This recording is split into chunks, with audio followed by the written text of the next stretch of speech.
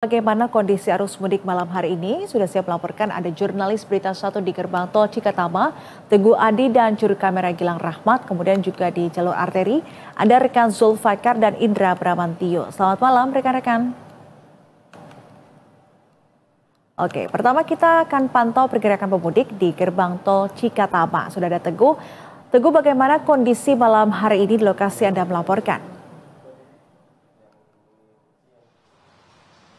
Ya, malam hari ini kendaraan terpantau dari gerbang tol Cikatama dapat terdistribusi dengan baik. Karena kalau misalnya saya mendapatkan data dari monitor yang tertera atau terdapat di comment center Jasa Marga, sudah ada lebih dari 65.000 kendaraan yang melintas pada malam hari ini, hingga malam hari ini maksud saya, di gerbang tol Cikatama nih Srina. Dan memang kalau misalnya kita melihat data juga dari H-10 yang sudah diakumulasikan hingga hari ini, sudah ada 1,5 juta kendaraan yang keluar dari Jabodetabek, dan mayoritas dan hampir setengahnya kendaraan tersebut melalui gerbang tol Cikatama atau menuju ke arah Trans Jawa atau daerah-daerah timur di Pulau Jawa. Ini Serena dan juga pemirsa Berita Satu, kalau misalnya kita melihat volume kendaraan pada hari ini memang cukup lengang dibandingkan daripada hari kemarin, karena memang meskipun tidak terlihat penurunan yang signifikan atau penurunan yang cukup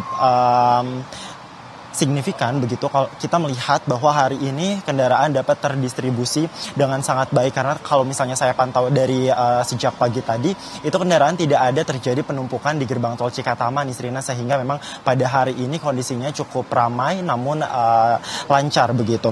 Dan saya juga tadi sempat melihat bahwa ada beberapa penerapan kontraflow atau rekayasa lalu lintas yang diterapkan di beberapa ruas jalan tol. Seperti contohnya tadi baru saja di kilometer 29 hingga kilometer 55 itu diterapkan satu lajur untuk kontraflow, lalu dilanjutkan lagi di kilometer 55 hingga kilometer 70 itu diterapkan juga untuk sistem kontraflow, sehingga memang dimulai dari kilometer 70 hingga ke kilometer 414 masih diterapkan sistem one way. Dan kalau misalnya kita melihat dibandingkan dari tahun kemarin bahwa puncak arus mudik masih terjadi di H-2, meskipun ini merupakan juga puncak arus mudik, namun tidak terjadi penumpukan kendaraan di sini, karena memang kita melihat juga mitigasi dari pemerintah yang menerapkan beberapa regulasi, seperti contohnya perpanjangan waktu libur untuk siswa sekolah dasar hingga sekolah menengah, kemudian juga sistem penerapan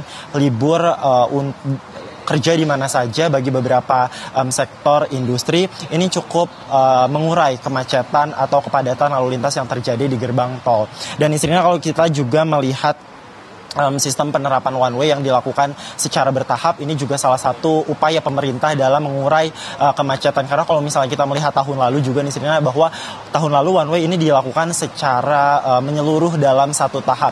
Di tahun ini one way dilakukan dalam 3 tahap nih Sirina, di mana dalam tahap-tahap tersebut dilakukan sedikit demi sedikit, kemudian baru puncaknya terjadi pada kemarin pada 28 Maret 2025. Dan kemarin merupakan puncak arus mudik, di mana prediksi Jasa Marga itu yang melintasi jalan tol 102.000, namun ternyata lebih dari target, di mana 125.000 kendaraan sudah melintasi jalan tol gerbang tol Cikatama begitu, sehingga ini merupakan peningkatan yang cukup signifikan, karena memang kalau misalnya kita mendengarkan juga bahwa tahun ini meningkat 1,5%.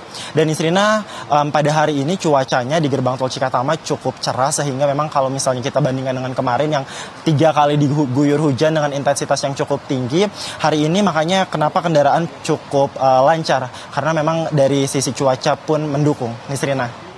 Baik, dari Teguh di tol Cikatama, selanjutnya kita